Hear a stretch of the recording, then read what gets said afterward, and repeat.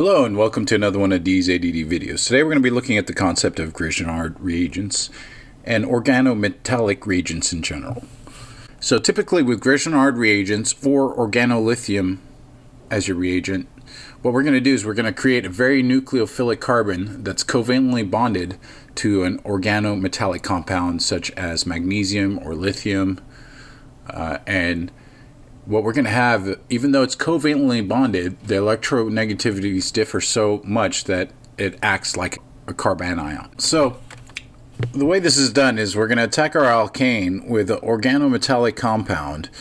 And if it's Grignard reagents, we're going to need an ether solvent. Typically, we're going to use diethyl ether. Okay? And we're going to get a polarized covalent bond with the carbon bearing a partial negative charge. Right? So carbon's going to be bonded to the magnesium if we're doing Grignard, or lithium if we're doing organolithium. Or we're going to end up with an asymmetrical charge. The carbon's more electronegative than the metal, whichever metal, magnesium or lithium. So carbon gets a negative charge and then plus charge, and then carbon might as well be a carbanion at that point. All right, so it behaves much like the acetylide ion did that we previously discussed. Remember, with the triple bond, get rid of the H and then leave those electrons behind. Pretty much the same thing here, even though it's a covalent bond. So here's our alkane. This is Grignard, magnesium bromide in diethyl ether typically. And what's going to happen is we're going to end up with this. And typically what you're going to see is 2 or 3 of these in the ether solvent. Okay, it has to be ether, or it can't be water. Reacts vigorously with water and permanently, so we have to make sure it's not something like diethyl ether. And we're going to have 2 or 3 of these, but for simplicity we typically write it like that. So at this point, what we have, typically we have the carbon is very electrophilic, but here we actually have a nucleophilic carbon that's electron rich. So anything that you can think of that we've done in the past where we have something that's nucleophilic, this is going to do it. So first thing is we could attack an aldehyde or a ketone or formaldehyde and get the alkoxide ions, pertonate them to get an alcohol, either primary, secondary, tertiary, depending on which one of those you react with. We can react with alkyl halides.